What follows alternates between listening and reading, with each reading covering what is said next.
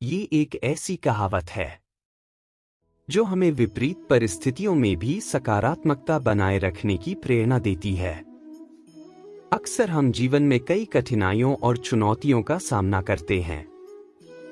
कुछ घटनाएं ऐसी होती हैं जो हमें दुखी, हताश और परेशान कर देती हैं। लेकिन अगर हम पीछे मुड़कर देखें तो समझ में आता है कि जो हुआ था उसने हमें कुछ न कुछ सिखाया या बेहतर इंसान बनाया। मान लीजिए कि आपके साथ कोई ऐसी घटना घटी हो जिससे आप निराश हैं। हो सकता है उस समय आपको लगे कि ये घटना आपके लिए बहुत बुरी है, परंतु समय के साथ हम पाते हैं कि शायद वो कठिन समय हमारे जीवन में कुछ और बड़ा हासिल करने के लिए जरूरी था। उदाहरण के तौर पर कई सफल लोगों की कहानियां हैं जिन्होंने अपने जीवन में बड़े संघर्ष देखे हैं। जैसे कि किसी ने अपने करियर की शुरुआत में असफलताएं झेली, नौकरी खोई या बिजनेस में घाटा उठाया, परंतु उन्होंने उस कठिन समय से सबक लिया और आगे बढ़े। इसी तरह जब हम किसी चुनौती का सामना करते हैं तो वह हमें मजबूत और धैर्यवान बनाता है। सकारात्मक सोच का महत्व। हर चीज में अच्छाई देखने की आदत हमें मानसिक शांति और आत्मविश्वास देती है। यह सोचने का तरीका ही हमें जीवन के हर उतार चढ़ाव में संतुलन बनाए रखने में मदद करता है। इसलिए चाहे परिस्थितियां कैसी भी हों, हमें यह मान लेना चाहिए कि जो भी हो रहा है उसमें हमारे भविष्य के लिए कोई अच्छा मकसद छुपा है।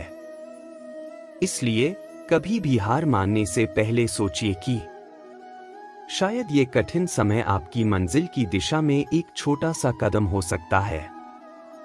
कठिनाइयां हमें कमजोर नहीं बल्कि मजबूत बनाती हैं। इस सोच के साथ आगे बढ़ें और खुद पर विश्वास रखें, क्योंकि जो होता है अच्छे के लिए होता है। इस कहावत को समझाने के लिए एक प्रेरणादायक कहानी है जो हमें यह सिखाती है कि हर मुश्किल समय में भी कोई न कोई सकारात्मकता छिपी होती है।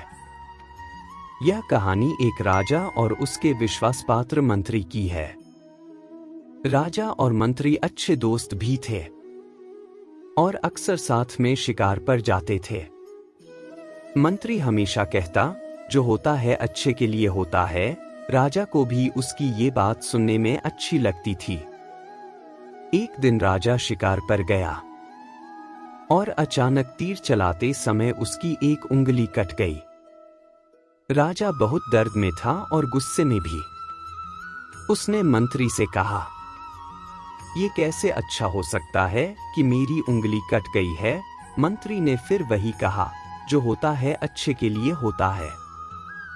राजा को यह सुनकर और गुस्सा आया और उसने मंत्री को जेल में डालने का हुक्म दे दिया। कुछ समय बाद राजा फिर से शिकार पर गया, इस बार बिना अपने मंत्री के। लेकिन इस बार जंगल में राजा को एक आदिवासी कबीला पकड़ लेता है। वे राजा को अपने देवता को बलि के रूप में चढ़ाना चाहते थे, परंतु जब उन्होंने देखा कि राजा की एक उंगली कटी हुई है तो उन्होंने उसे छोड़ दिया, क्योंकि उनकी मान्यता थी कि वे अपूर्ण व्यक्ति को बलि नहीं चढ़ा सकते। इस प्रकार राजा की जान बच गई। राजा को अचानक मंत्री की बात याद आई और उसने मंत्री को जेल से छुड़वाया। उसने मंत्री से माफी मांगते हुए कहा, तुम सही थे। मेरी उंगली कटना वास्तव में मेरे लिए अच्छा हुआ, परंतु जब मैंने तुम्हें जेल में डाला तो तुम्हारे लिए वह कैसे अच्छा था। मंत्री ने मुस्कुराते हुए उत्तर दिया, महाराज, अगर मैं जेल में नहीं होता तो मैं आपके साथ शिकार पर होता और वे आदिवासी मुझे बलि के रूप में चढ़ा देते, क्योंकि मैं पूरी तरह से स्वस्थ था। इस तरह मेरे लिए भी जेल जाना अच्छा ही हुआ। इस कहानी से हमें यह सीख मिलती है कि हर परिस्थिति में कुछ अच्छा छिपा हो सकता है, जिसे हम उस समय नहीं देख पाते, चाहे परिस्थिति कितनी भी कठिन क्यों न हो। हमें यह विश्वास रखना चाहिए कि जो होता है अच्छे के लिए होता है।